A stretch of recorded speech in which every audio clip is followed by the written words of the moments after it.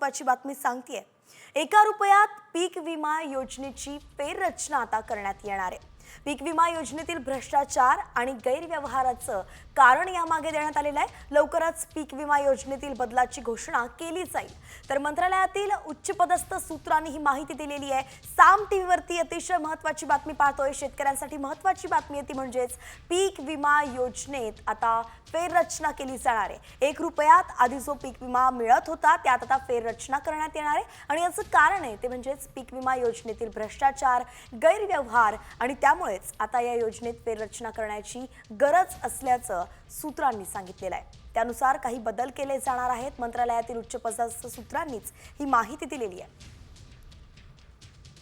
अनेकदा बोगस पीक विमा जे आहेत ते काढले गेल्याचं पाहायला मिळालं होतं आणि त्यावरून राज्यभरातलं वातावरण काही महिन्यांपूर्वी तापलं सुद्धा होतं आणि त्यामुळेच आता आपण पाहिलं तर 1 रुपयांमध्ये पीक विमा जो मिळतोय त्यात फेररचना केली जाणार आहे। यात आता शुल्क वाढ होते की एखाद्या प्रक्रियेत बदल केला जातोय हे पाहावं लागणार आहे। निकष काय बदलले जाणार आहेत हे देखील पाहावं लागणार आहे। नेमकं ही फेररचना होताना कुठल्या गोष्टी बदलतील, कुठले निकष बदलतील हे देखील पाहणं महत्त्वाचं आहे। मंत्रालयातल्या उच्चपदस्थ सूत्रांनी साम टीव्हीला जी माहिती दिली आहे त्यानुसार मात्र आता या योजनेत फेररचना केली जाईल, बदल केली जाईल।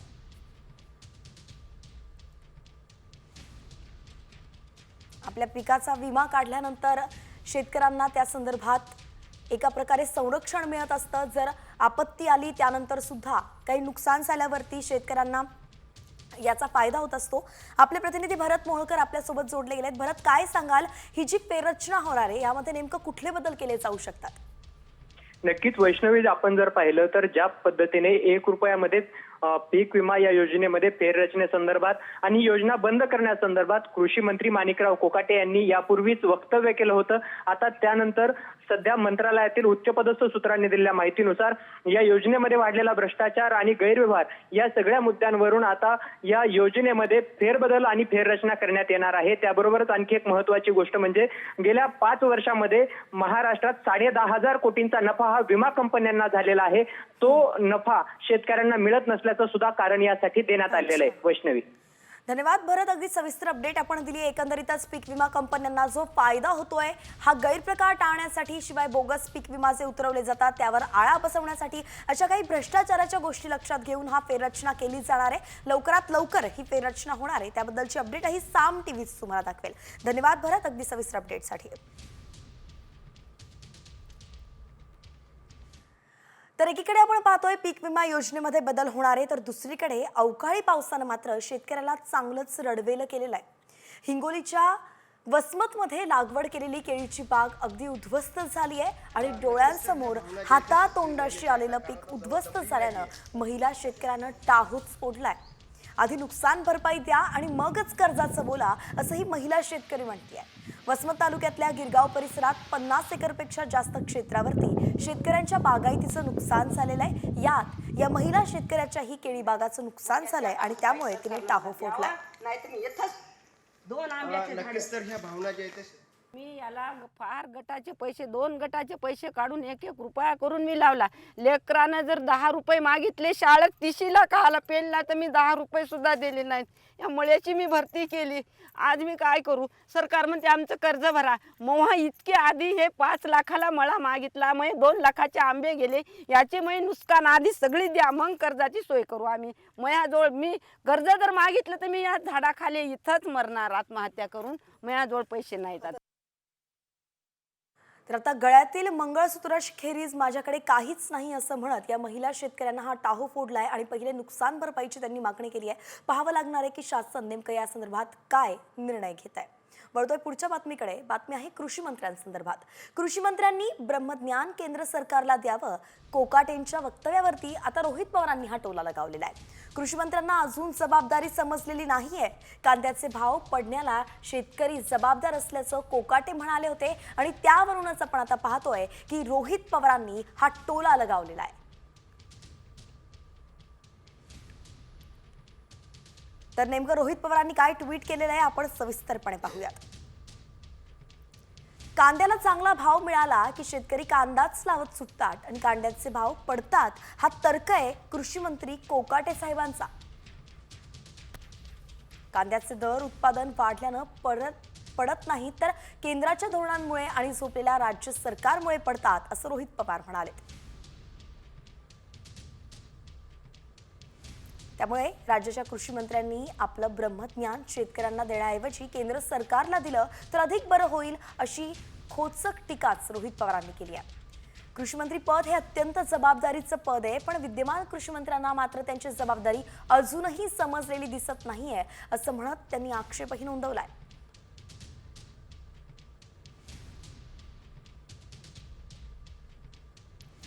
तेव्हा आता नेतृत्वानं कृषी मंत्र्यांची राजकीय काळजी करण्यापेक्षा शेतकऱ्यांची काळजी करावी, असं म्हणत देखील त्यांनी अजित पवारांकडे रोख दिलेला आहे. अजित पवारांनी धाडसी निर्णय घेऊन ज्याला शेतीची समज आहे, संवेदना आहे, अशा जबाबदार व्यक्तीकडेच कृषी मंत्री पद सोपवायला हवं, असं म्हणत त्यांनी एका प्रकारे राजीनाम्याचीच मागणी केलेली आहे कोकाटेंच्या.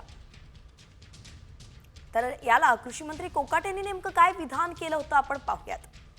एखाद्या शेतकऱ्याला 2-5 हजार रुपये भाव कांद्याला मिळाला म्हणजे बाकीचे गावातले सर्व शेतकरी कांदेच करत सुटतात, हा पण चुकीचा संदेश आहे. त्यामुळे आपल्याला किती कांदा करायला मर्यादा की नाही, दुप्पट का तिप्पट. तुम्ही जर 50 पट कांदा करायला लागले तर 50 पट केल्यावरती भाव पडणारच आहेत ना. आणि यानंतर राज्यभरात अनेक घडामोडी घडतायत, त्या सगळ्यांचा आता आपण घेऊयात वेगवान आढावा. 36 जिल्ह्यांतील बातम्यांचा आढावा, 36 जिल्हे 36 रिपोर्टरच्या माध्यमातून. पूर्व विदर्भाला पुढील 3 दिवस वादळी वारे, पाऊस आणि गारपिटीचा इशारा हवामानशास्त्र विभागानं दिलेला आहे. रविवारी दक्षिण मध्य महाराष्ट्रात सुद्धा पावसाची शक्यता आहे, तर प्रामुख्यानं अमरावती, वर्धा, नागपूर, गोंदिया, चंद्रपूर आणि गडचिरोली जिल्ह्यांमध्ये पावसाची शक्यता आहे. एका महिला शेतकऱ्याच्या आक्रोशानं सध्या हिंगोली जिल्हा कळवळलाय.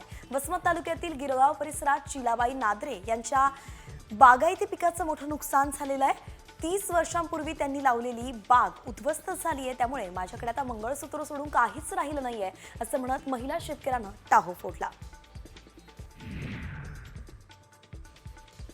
नांदेडमध्ये वादळी वारा आणि पावसानं अक्षरशः झोडपून काढलेला आहे. अर्धापूर तालुक्यात पाऊस आणि गारपिटीमुळे पपईच्या बागाही उद्ध्वस्त झाल्या. तेव्हा आता शेतकऱ्याला अश्रू अनावर झालेत. पावसामुळे शेतकऱ्यांचं प्रचंड नुकसान झालेलं आहे.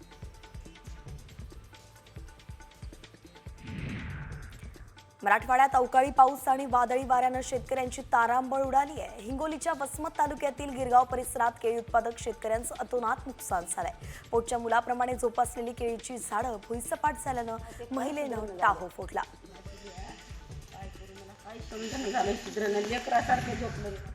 धाराशिवच्या उमरगा परिसरात गारांचा पाऊस पडलाय. अवकाळी पावसानं फळबागा आणि आंब्याचं मोठं नुकसान झालंय. गारांचा पाऊस पडल्यानं शेतकऱ्यांच्या फळबागांचंही नुकसान झालंय.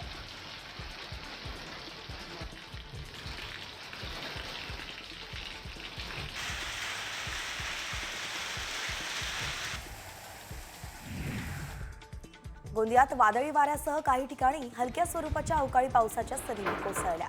गोंदिया शहरातील रेलटोली या भागात वादळी वाऱ्याला तडाखा बसला आणि वादळी वाऱ्यामुळे धोटे बंगला समोरील गुलमोहराचं झाड उन्मळून विद्युत खांबावरती पडलं. यात सुदैवानं कुठलीही जीवितहानी झाली नाही.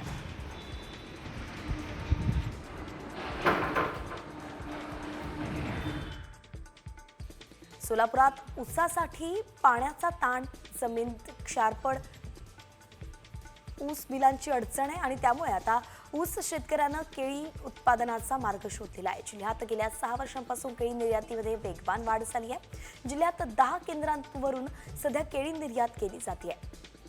10 केंद्रांच्या सभोवताली असलेल्या गावातील शेतकरी हे केळी निर्यातीचं आता तंत्र शिकून घेत आहेत.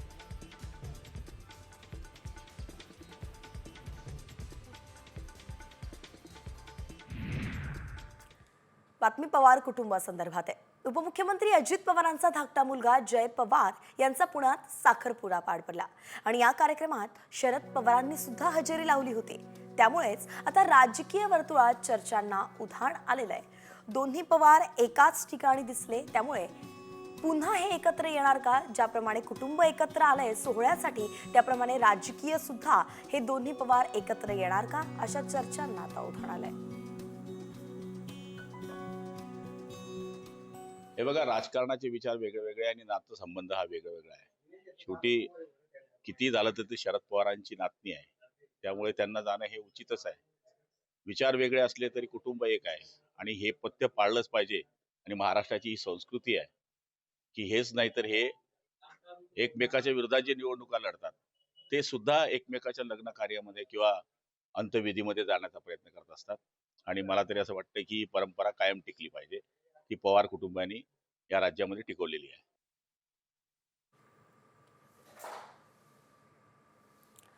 तर पार्थदादा जय पवारांपेक्षा मोठे आहेत, मग त्यांचं लग्न कधी, असा प्रश्न अजित पवारांना विचारण्यात आला होता. त्यावर अजित पवार म्हणालेत, काय ना, जयनं त्याचं लग्न ठरवलं, आता पार्थने ठरवलं की त्याचंही करू, असं म्हणत अजित पवारांनी उत्तर दिलंय पत्रकारांमध्ये.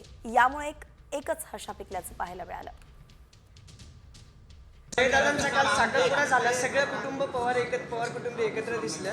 सगळं आनंदाचं वातावरण होतं. महाराष्ट्राला प्रश्न पडला की पार्थदादांचं किती, कारण वयानं ते मोठे आहेत. काय आहे आता, जयनी त्याचं ठरवलं, पार्थनी ठरवलं की पार्थचं करू.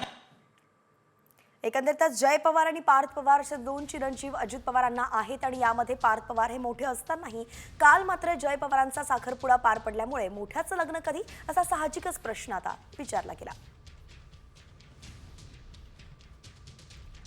आणि यानंतर एक मोठी बातमी आपण पाहतोय. मुंबई हल्ल्याचा 17 वर्षांनंतर आता रिक्रिएशन केलं जाणार का, असा प्रश्न उपस्थित केला जातोय. NIAनं तहव्वूर राणाला देशाच्या वेगवेगळ्या भागात घेऊन जाण्याची शक्यता वर्तवली जाते. मुंबई हल्ल्याच्या 17 वर्षांनंतर सुद्धा पुन्हा एकदा तोच सीन क्रिएट केला जाण्याची शक्यता आहे. सूत्रांनी साम टीव्हीला ही माहिती दिली आहे. राणाने 13 नोव्हेंबर ते 21 नोव्हेंबर 2008 या दरम्यान दिल्ली, उत्तर प्रदेशातील हापूर आणि आग्रा, केरळमधील कोची, गुजरातमधील अहमदाबाद अशा वेगवेगळ्या ठिकाणी भेटी दिल्या होत्या. प्रमोद जगताप आपले प्रतिनिधी आपल्यासोबत जोडले गेलेत. प्रमोद, काय सांगाल, नेमकं कुठल्या कुठल्या ठिकाणी नेलं जाऊ शकतं राणाला?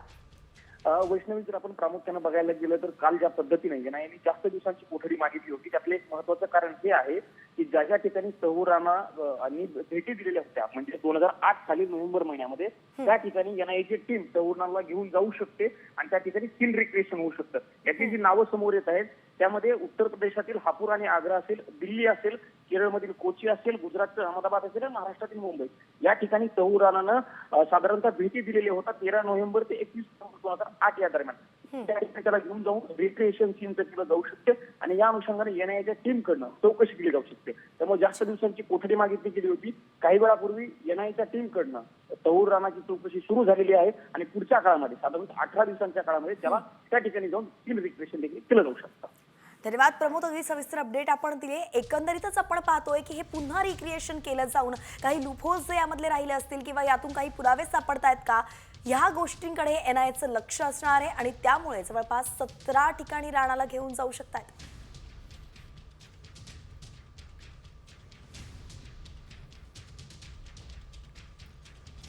आणि यानंतर पुन्हा राज्यभरातल्या बातम्यांकडे आता वळतोय. वेगवान आढावा घेऊया 36 जिल्हे 36 रिपोर्टरच्या माध्यमातून.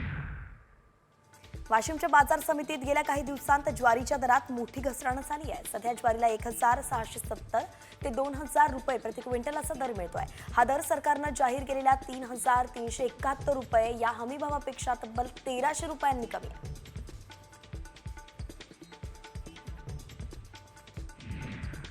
जालन्यातील खडका गावातील अवैध दारू विक्री बंद करण्याची मागणी करण्यात आली आहे. महिलांनी गावात सुरू असलेल्या अवैध देशी दारू विक्री विरोधात तीव्र संताप व्यक्त केलेला आहे. गावात मोठ्या प्रमाणात देशी दारू विक्री सुरू असून व्यसनामुळे अनेकांचे आरोग्य बिघडत आहे. शिवाय घरगुती हिंसाचारात सुद्धा वाढ झालेली आहे. तेव्हा गावातील महिलांनीच अवैध दारू विक्री बंद करावी असं निवेदन पोलिसांना दिलं आहे.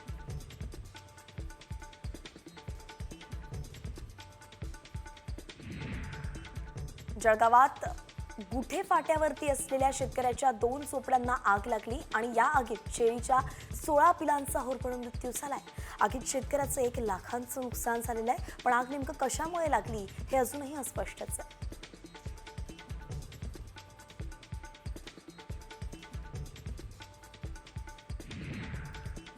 नांदेडच्या मालेगाव रोडवरील तथागत नगरमध्ये डीपीला अचानक आग लागली होती आणि यात विद्युत रोहित्र जळून खाक झालाय. दरम्यान शॉर्ट सर्किटमुळे ही घटना घडल्याचं समोर आलंय.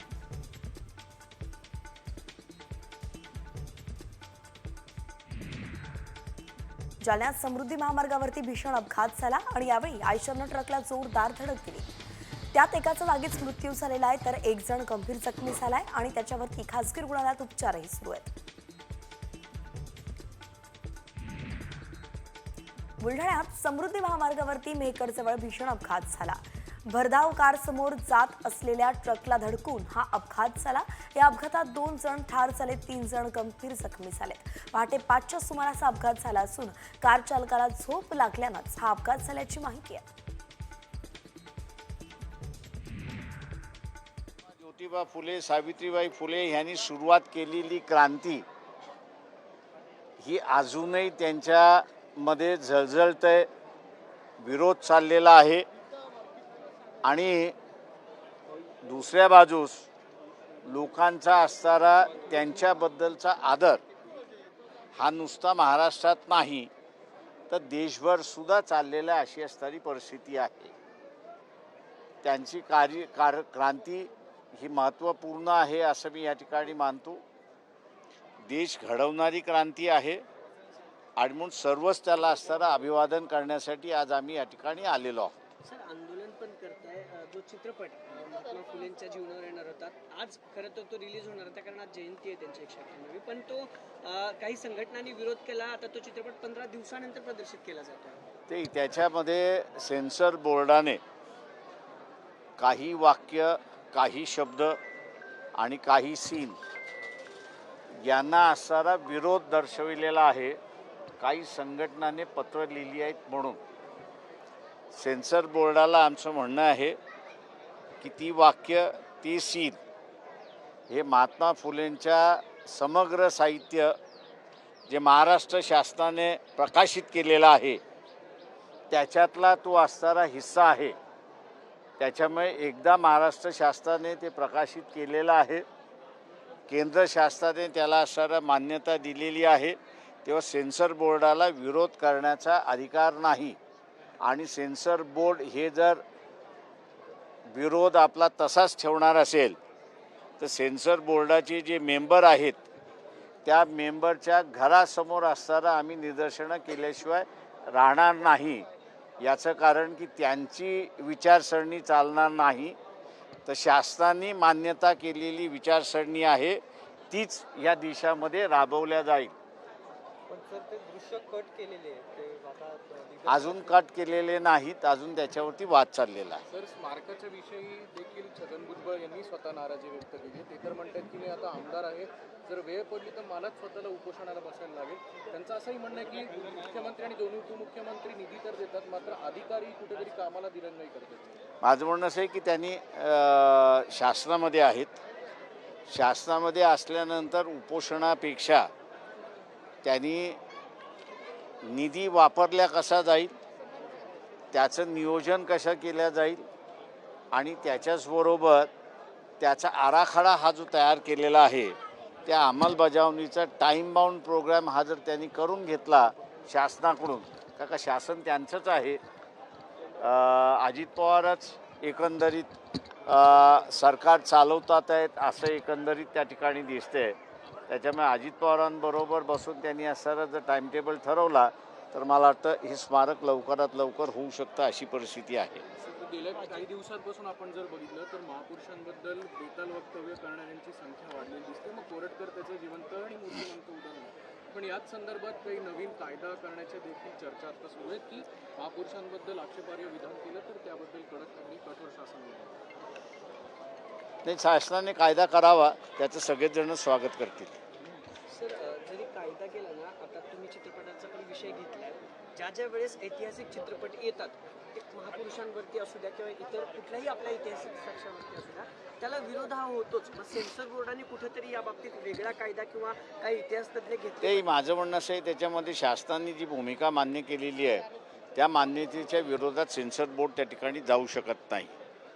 आणि सेन्सर बोर्ड हे काय स्वतंत्र बोर्ड असलं तरी त्यांना असणारा गव्हर्नमेंट गाईडलाईनप्रमाणेच त्या ठिकाणी कामकाज करावं लागतं. आणि ते म्हणून म्हटलं की त्यांना असणारा स्वतःच्या विचारसरणी फिल्मवरती लादता येत नाही अशी परिस्थिती आहे. थँक्यू. चला. 26 हल्ल्यातील मास्टर माइंड जो आहे तौर राणा, त्याची आता कस्टडी भारताने घेतलेली आहे, त्याला प्रत्येक शहरात फिरवलं जाणार आहे. मोठं यश म्हणावं लागेल भारतीय सरकारचं. मी म्हणणार आहे हे यश नाही आहे, हा टिटपूचा आहे त्याच्यातला.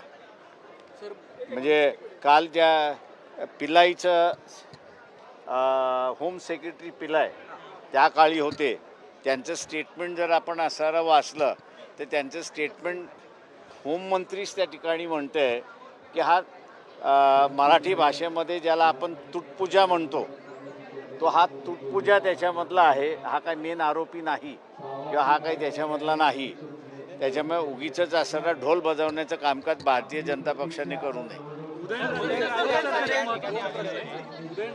या ठिकाणी काही वेळापूर्वी असं म्हटलं की पहिली स्त्री शिक्षणाची जी शाळा आहे ती थोरले प्रतापसिंह महाराजांनी सुरू केली, जेव्हा की इतिहास आपण सगळेजण जाणतो.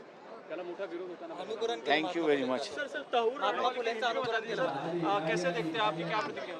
देखिए, सेक्रेटरी पिलाई उस वक्त जो थे उनका कल बयान आया. तर पुण्यामध्ये वंचितचं सध्या आंदोलन सुरू आहे आणि तिथूनच प्रकाश आंबेडकर बोलत होते. खरं तर फुलेंचा जो चित्रपट आहे त्याबद्दल काही वाद आहेत आणि त्याची डेट सुद्धा पुढे ढकलण्यात आली आहे. त्याच विरोधात वंचित आक्रमक झालेली आहे आणि यावेळी आंबेडकरांनी आपली भूमिकाही स्पष्ट केलेली आहे. यानंतर पुन्हा एकदा वळतोय बातम्यांच्या वेगवान आढाव्याकडे. पुणे अहिल्यानगर मार्गावरती सणसवाडी इथे दुचाकी आणि रुग्णवाहिकेचा भीषण अपघात झाला आणि या अपघातात 6 जण गंभीर जखमी झालेत. जखमींना खासगी रुग्णालयात दाखल करून उपचार सुरू आहेत. रुग्णवाहिकेत असलेल्या रुग्णालाही या अपघातात गंभीर दुखापत झाली आहे.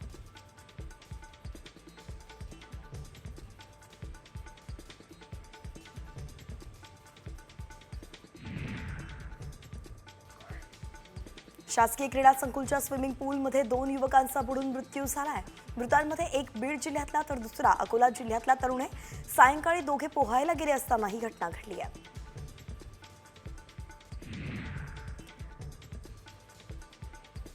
शिर्डी जिल्हा सहकारी रुग्णालयात मंगळवारी शिर्डीतील 4 भिक्षुकांचा मृत्यू झाला होता आणि त्याच दिवशी जिल्हा रुग्णालयाकडून 3 भिक्षुक पळून गेले होते.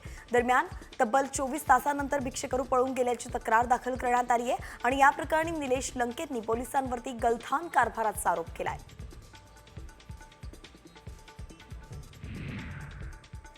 कराड तालुक्यातील वाठार गावातील 5 वर्षीय बेपत्ता मुलीचा खून करण्यात आलेला आहे. खून झालेल्या मुलीचं नाव संस्कृती रामचंद्र जाधव असं आहे आणि या मुलीचा घटनास्थळी रात्रभर पोलिसांकडून ड्रोनद्वारे शोध सुरू होता. पहाटे 5 वाजता मुलीचा मृतदेह सापडला.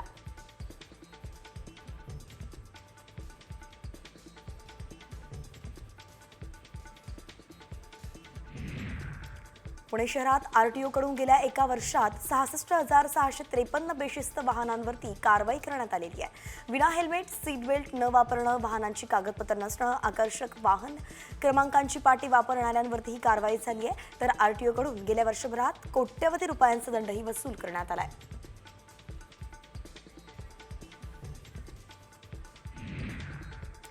आणि आता थेट जातोय तुळजापुरामध्ये. तुळजापुरातील तब्बल 100 संशयित लोक फरार असल्याची माहिती सूत्रांनी दिलेली आहे. तुळजापुरात 15 ते 20 ड्रग्ज पेडलर आहेत आणि काही ठराविक हॉटेल्समध्ये ड्रग्जची विक्रीही केली जाते. ड्रग्ज प्रकरणात 35 आरोपींच्या विरोधात आतापर्यंत गुन्हा दाखल करण्यात आला असून या प्रकरणातील 35 आरोपींपैकी 14 आरोपींना अटक झाली आहे तर अजूनही 21 आरोपी फरार असल्याचं कळत आहे. एकंदरीतच ड्रग्ज प्रकरण तुळजापुरात तापलेलं आहे आणि अशाच संदर्भात 100 संशयित लोक आहेत. मात्र हे सगळे संशयित देखील फरार असल्याचं कळत आहे.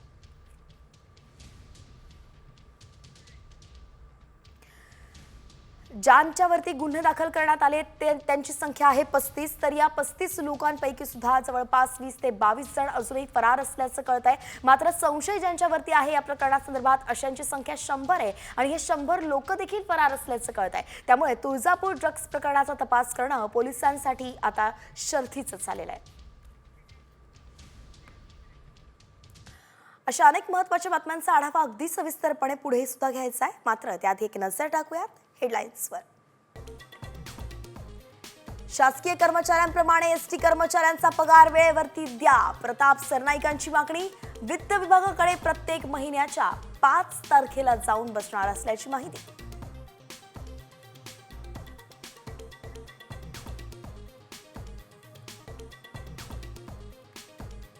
आंबे गेले याच्यामुळे नुकसान आधी सगळी द्या, मग कर्जाची सोय करू आम्ही.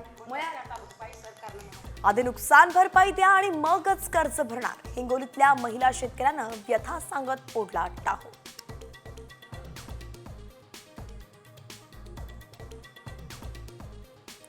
पूर्व विदर्भाला पुढील 3 दिवस अवकाळी पावसाचा इशारा, मेघगर्जनेसह पाऊस आणि गारपिटीचा अंदाज.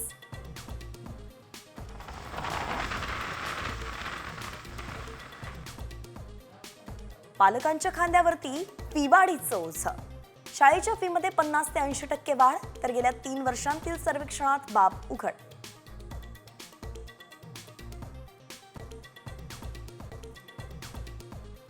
राणे साहेबांना जेवणाच्या ताटावरून उठवून अटक, तो क्षण मोबाईलमध्ये सेव्ह करून ठेवलाय. परतफेड करणारच, नितेश राणेंचा इशारा. भारत सरकार प्रयत्न करतं. भारत सरकार म्हणतोय ते मोदींचं सरकार आहे किंवा UPA सरकार आहे असं म्हणणं अयोग्य आहे.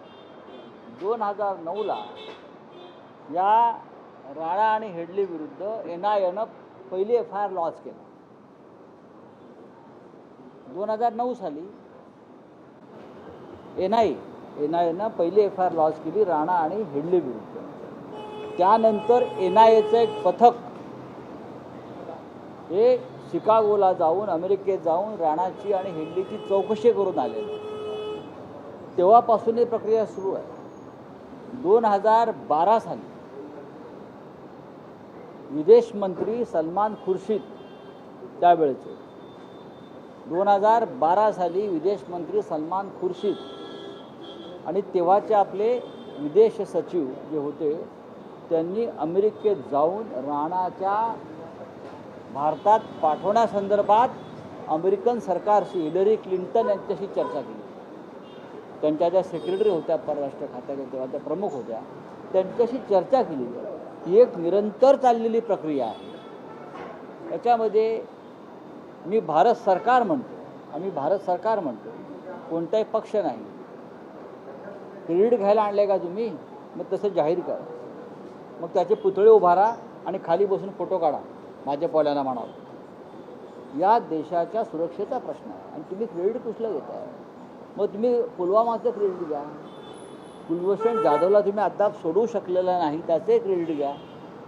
एक एक्स रिटायर्ड नेव्ही ऑफिसर जो पाकिस्तानच्या तुरुंगामध्ये अनेक वर्ष खितपत पडलेला आहे, मग घुसून आतमध्ये घुसा आणि त्यांना घेऊन या ना.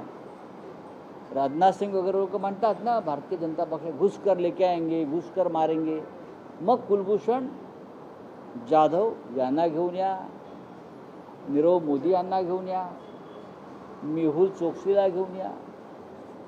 आज आपण सामना वाचला असेल, त्यात म्हटलं आहे क्रेडिट कसलं घेताय तुम्ही? दहशतवादाचं. काही गोष्टी तुम्ही सोडून द्या.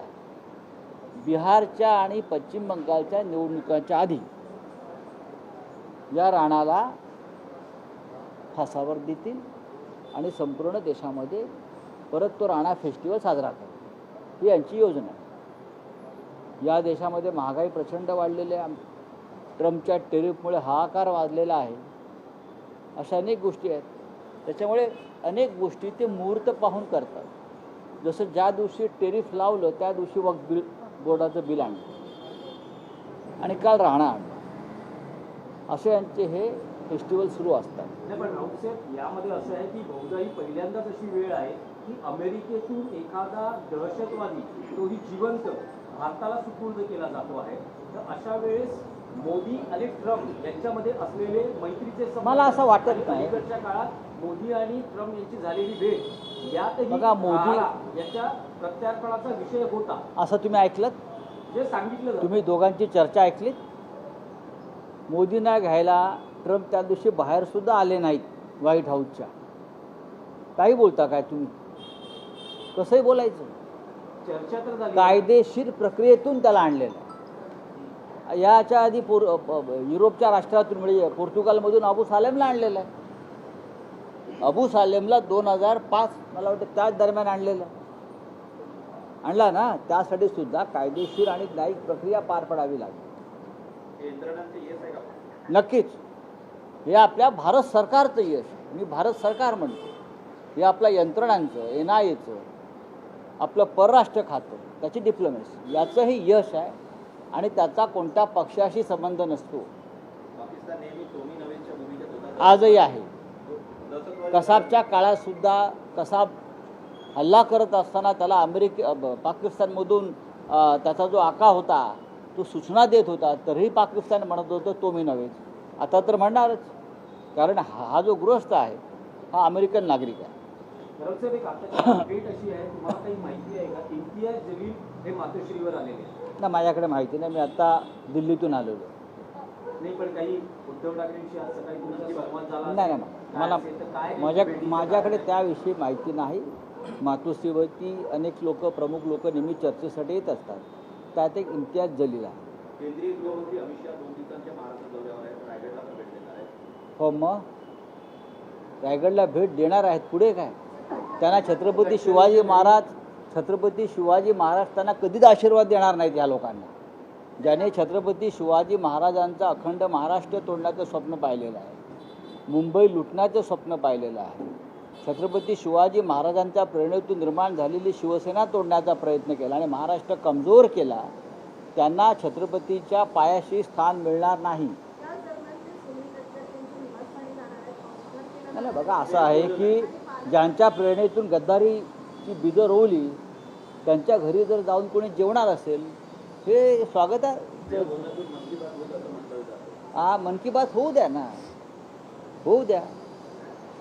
तटकरे यांचे ते नेते आहेत, अजित पवार त्यांचे नेते नाही आहेत, एकनाथ शिंदेचे नेते अमित शहा आहेत. अहो, ते त्यांचे नेते म्हणजे सगळं घडवणारे कोण आहेत? अमित शहा आहेत ना. अमित शहा जर नसते तर हा पक्षच फुटला नसता. अमित शहा नसते तर त्यांना पक्ष नसता मिळाला, त्यांना ते घड्याळ चिन्ह नसतं मिळालं. त्याच्यामुळे करते सवरते तेच आहेत. राऊतसाहेब, आतापर्यंत उद्धव ठाकरे एसएनसी हा उल्लेख करत होते, एकनाथ शिंदे युती उल्लेख करत होते, पण आता नवा उल्लेख आलेला आहे, एकनाथ शिंदे FB म्हणजे फुकट बाबूराव असा उद्धव ठाकरेंचा उल्लेख करतात. काय त्या एकनाथ शिंदेचा आपका क्या आहे?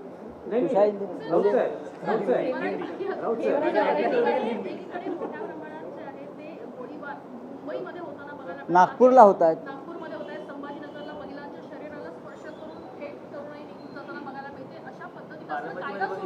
बघा, ती बहुतेक ती पाहण्यासाठीच अमित शहा महाराष्ट्रामध्ये येत आहेत. या महाराष्ट्रामध्ये कोणत्याही प्रकारची कायदा आणि सुव्यवस्था उरलेली नाही आणि आपण गृहमंत्री आहोत या महाराष्ट्राचे, हे देवेंद्र फडणवीस यांना बहुतेक अजून लक्षात आलेलं नाही आहे की रोज नागपूरमध्ये, रोज मुंबईमध्ये, रोज महाराष्ट्राच्या कानाकोपऱ्यामध्ये महिलांवर अत्याचार होत आहेत, गोळीबार होत आहेत, खून होत आहेत, बलात्कार होत आहेत, अपहरण होत आहेत आणि आमचे मस्त मौला देवेंद्र फडणवीस राजकारण करत फिरत आहेत. सुधीर मुनगंटीवारांचा विषय आहे. आप सोशल मीडिया से ज्यादा नाराज नहीं है, बीजेपी से नाराज क्या? आप सोशल मीडिया से ज्यादा, क्योंकि आपने एडिटोरियल में लिखा है कि सोशल मीडिया पे जिस तरीके से हो हल्ला क्या लेकिन जिस तरह से मोदी रिगार्डिंग व्हाट? राहुल राणा हाँ, एडिटोरियल को हिंदी में बताइए. देखिए, बात ऐसी है कि एक आतंकवादी जिसका सीधा संबंध पाकिस्तान से है, आतंकवादी गुटों से है, चाहे हिजबुल्लाह हो चाहे और हो, जिसने 26/11 का इस देश पर आतंकवादी हमला करने में एक बड़ी भूमिका निभाई थी, ऐसी व्यक्ति, ऐसा आतंकवादी का आका अमेरिका से अगर इंडिया में लाया जाता है तो उसका स्वागत करना चाहिए हमारे एजेंसी का, भारत सरकार का, प्रयासों का. लेकिन मुझे भारतीय जनता पार्टी का जो रवैया है वो ठीक नहीं है. आपने ये तवव्वुर राणा जो है उसको, उसके ऊपर मुकदमा चलाकर उसको फांसी पर लटकाने के लिए यहाँ लाया है या सिर्फ क्रेडिट लेने के लिए लाया है कि हमने लाया, हमने लाया, हमने लाया? ये बात ठीक नहीं है. आप तो राणा फेस्टिवल करने जा रहे हो, जैसे हमने सामना में कहा कि राणा फेस्टिवल करने जा रहे हैं. राणा फेस्टिवल करेंगे. 2009 से ये प्रक्रिया चल रही है. 2009 से NIA ने उनके खिलाफ एक FIR लॉन्च किया, हेडली और राणा के खिलाफ 2009 में. बाद में NIA की एक टीम अमेरिका में जाकर उनसे पूछताछ करके आई. मेरे हिसाब से 2012 में उस वक्त के विदेश मंत्री सलमान खुर्शीद और वहाँ उस वक्त के विदेश सचिव अमेरिका में जाकर वहाँ के एडमिनिस्ट्रेशन से चर्चा किया है उसके प्रत्यार्पण के बारे में। अब जाकर हमें 2025 में उस बारे में सफलता मिली, क्योंकि एक न्यायिक प्रक्रिया वहाँ चल रही है। हर देश का कानून होता है, अगर हमारे देश से किसी अपराधी को दूसरे देश में देना है तो यहाँ का कानून फॉलो करना पड़ेगा। वैसे अमेरिका का कानून है, जैसे अबू सालेम को लाया पुर्तगाल से, उनका भी कानून है। जब हमारे एजेंसी ने उनको लाया तो वहाँ का कानून है, आप किसी को फांसी नहीं दे सकते, मृत्युदंड नहीं दे सकते, तो हमको कानून फॉलो करना पड़ रहा है। तो ऐसा ये राणा का है, तो राणा को लाया है, अच्छी बात है, लेकिन आप राणा फेस्टिवल मत करिए। हमें पूरा भरोसा है ये राजनीति कर रहे हैं और बिहार चुनाव से पहले राणा को फांसी पर लटका देंगे और पूरे देश में डंका पिटाएंगे। तहव्वूर राणाला जे भारतात आणलं गेलंय ते भाजपचं यश नाहीये, यात पक्षाचा कुठलाही संबंध नाही असं म्हणत राऊतांनी केंद्र सरकारवरती पुन्हा एकदा निशाणा साधलेला आहे। यानंतर पडतोय पुढच्या बातमीकडे। उपमुख्यमंत्री अजित पवारांचा धाकटा मुलगा जय पवारांचा पुण्यात साखरपुडा पार पडला, तर सोशल मीडिया कंपनी सांभाळणारे प्रवीण पाटील यांची मुलगी ऋतुजा पाटील हिच्यासोबत हा साखरपुडा झालाय आणि या कार्यक्रमासाठी संपूर्ण पवार कुटुंब एकत्र आलं। जय पवार आणि ऋतुजा पाटील यांनी शरद पवारांना एकत्र जात साखरपुड्याचं आमंत्रण दिलं होतं आणि यावेळी शरद पवारही उपस्थित, त्यामुळे झालेलं पाहायला मिळालं। पवार येताच अजित पवारांनी त्यांना नेण्यासाठी पुढे ते आले आणि अजित पवारांना खुर्ची सुद्धा दिली। या साखरपुड्याच्या निमित्तानं पवार कुटुंब पुन्हा एकदा एकत्र दिसलं, त्यामुळे राजकीय क्षेत्रातही हे पुन्हा दोन्ही पवार एकत्र येणार का या चर्चांना आता उधाण आलंय।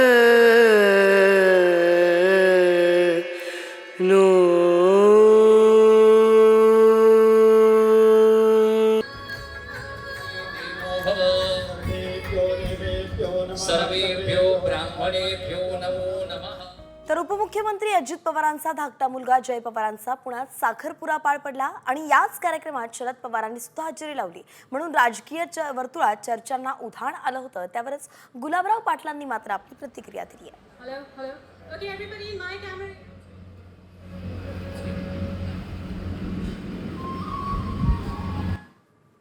हे बघा, राजकारणाचे विचार वेगळे वेगळे आणि नातेसंबंध हा वेगळा वेगळा आहे। शेवटी किती झालं तर ते शरद पवारांची नातनी आहे, त्यामुळे त्यांना जाणं हे उचितच आहे। विचार वेगळे असले तरी कुटुंब एक आहे आणि हे पथ्य पाळलंच पाहिजे। आणि महाराष्ट्राची ही संस्कृती आहे की हेच नाही तर हे एकमेकाच्या विरोधात जे निवडणुका लढतात ते सुद्धा एकमेकाच्या लग्न कार्यामध्ये किंवा अंत्यविधीमध्ये जाण्याचा प्रयत्न करत असतात। आणि मला तरी असं वाटतं की ही परंपरा कायम टिकली पाहिजे, ही पवार कुटुंबाने या राज्यामध्ये टिकवलेली आहे।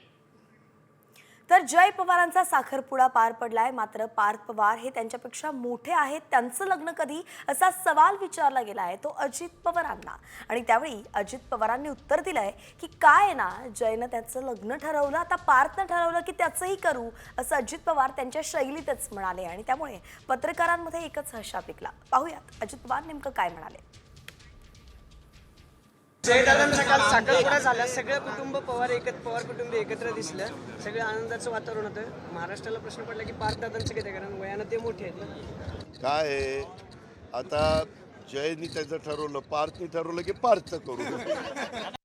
आणि एक मोठी बातमी आपण पाहतोय, इम्तियाज जलील उद्धव ठाकरेंच्या भेटीला दाखल झालेत। इम्तियाज जलील यांनी मातोश्रीवरती उद्धव ठाकरेंची भेट घेतल्याचं पाहायला मिळत आहे। खरं तर माजी खासदार आहेत इम्तियाज जलील, छत्रपती संभाजीनगरचे, आणि आता अचानक मातोश्रीवरती ते आले आहेत। उद्धव ठाकरेंची त्यांनी भेट घेतलेली आहे, म्हणून या भेटीमागे नेमकं दडलंय काय, या भेटीचं कारण काय, याबद्दल राजकीय वर्तुळात चर्चा सुरू झाली आहे। काही वेळापूर्वी पत्रकारांनी खासदार संजय राऊतांनाही हाच प्रश्न विचारला होता, मात्र मी दिल्लीवरून आलोय आणि या भेटी संदर्भात मला काहीच माहित नाही असं संजय राऊत म्हणाले। त्यामुळे नेमकं या भेटी दरम्यान गुपित पाळलं जात आहे का, काय आहे यामागचं कारण, हे देखील आता विचारलं जात आहे।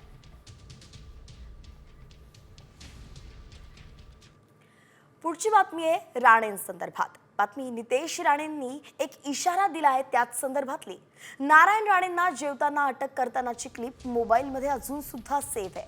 परतफेड करेन आणि त्याच दिवशी डिलीट करणार असा इशारा दिला आहे नितेश राणेंनी. तत्कालीन महाविकास आघाडी सरकारनं उद्धव ठाकरेंबद्दल आक्षेपार्ह विधान केल्याप्रकरणी नारायण राणेंना अटक केली होती आणि तेव्हाचाच व्हिडिओ जो होता त्यावरून आता मंत्री नितेश राणेंनी हा सूचक इशारा दिला. प्रत्येक बैठकीमध्ये बसायचो, लक्षात ठेवायचो, साहेबांना जेवणावर उठून अटक करण्याचा तो क्षण मी आधी माझ्या मोबाईलमध्ये सेव्ह करून ठेवलेला आहे आणि त्या दिवशी त्याची परतफेड करीन, त्याच दिवशी डिलीट मारणार. कोण कुठे जात नाही, सगळ्याचा हिशोब इथेच होणार, एक लक्षात घ्या.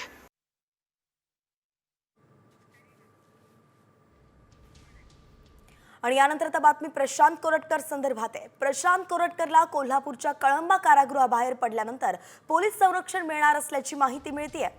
पोलीस संरक्षणामध्ये कोरटकरला जिल्ह्याच्या बाहेर सोडलं जाणार आहे आणि अत्यंत गोपनीय पद्धतीनं कोरटकरला हलवण्याच्या हालचाली सुरू झाल्या आहेत. 2 वेळा कोरटकरवरती हल्ल्याचा प्रयत्न झाला होता आणि म्हणून प्रशांत कोरटकरकडून न्यायालयाकडे सुरक्षेची मागणी करण्यात आली होती. त्यानुसार आता पोलीस संरक्षणात त्याला जिल्ह्याच्या बाहेर काढलं जाणार आहे.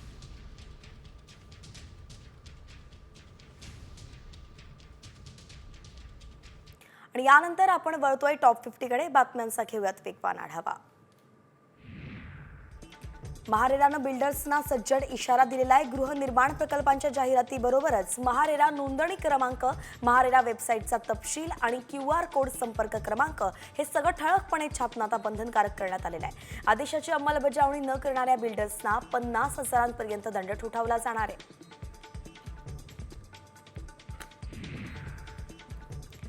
तर भिवंडीतील धोकादायक इमारत दुर्घटनांच्या घटना पाहता आतापर्यंत 90हून अधिक जणांचा मृत्यू झालाय. पालिका क्षेत्रातील 1444 इमारती धोकादायक आहेत आणि त्याच पार्श्वभूमीवरती शहरातील धोकादायक आणि अतिधोकादायक इमारतींवरती पालिका प्रशासनानं कठोर कारवाई करावी, शिवाय जीवितहानी टाळावी अशी नागरिकांची अपेक्षा आहे. जूनच्या पहिल्या आठवड्यामध्ये इयत्ता पहिलीची नव्या अभ्यासक्रमाची पाठ्यपुस्तकं येणार आहेत. नव्या राज्य मंडळाच्या CBSE पॅटर्ननुसार इयत्ता पहिलीच्या पाठ्यपुस्तकांच्या निर्मितीचं कामकाज अंतिम टप्प्यात आलेलं आहे. तर या कोऱ्या पाठ्यपुस्तकांचं वितरण मे महिन्याच्या दुसऱ्या आठवड्यात सुरू होईल. पालकांच्या खांद्यावरती शाळांच्या फीवाढीचं ओझं दरवर्षी वाढतंय. गेल्या 3 वर्षांमध्ये देशभरातील खासगी शाळांच्या फीमध्ये 50 ते 80% वाढ करण्यात आली आहे. ही माहिती एका सर्वेक्षणात उघडकीस आली आहे आणि या सर्वेक्षणात देशातील 300हून अधिक जिल्ह्यांमधील पालकांबरोबर संवाद साधण्यात आलेला आहे.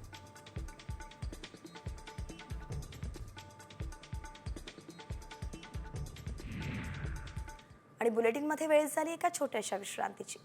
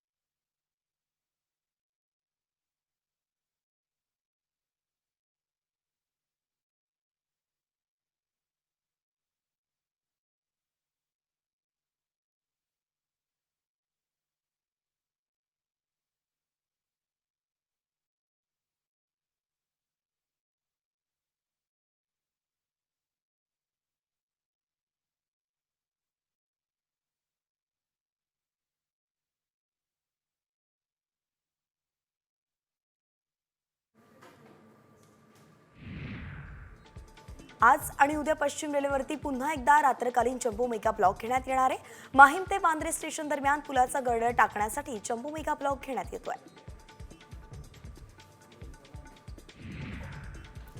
मुंबईकरांना तब्बल 20 महिने वाहतूक कोंडीतून प्रवास करावा लागणार आहे, कारण एल्फिस्टन ब्रिज बंद करून त्याचं पाडकाम करण्यासाठी परवानगी देण्यात आलेली आहे। त्यामुळे आता वळसा घालून प्रवास करावा लागणार आहे। 15 एप्रिलपासून हा पूल बंद होणार आहे।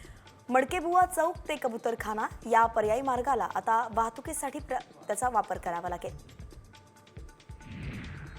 मुंबईत रेल्वे प्रवाशांच्या सेवेसाठी बेस्टनं धाव घेतली आहे। पश्चिम रेल्वेवरती आज आणि उद्या जम्बो मेगा ब्लॉक घेण्यात येणार आहे आणि या कालावधीत विशेष बसही सोडण्यात येतील।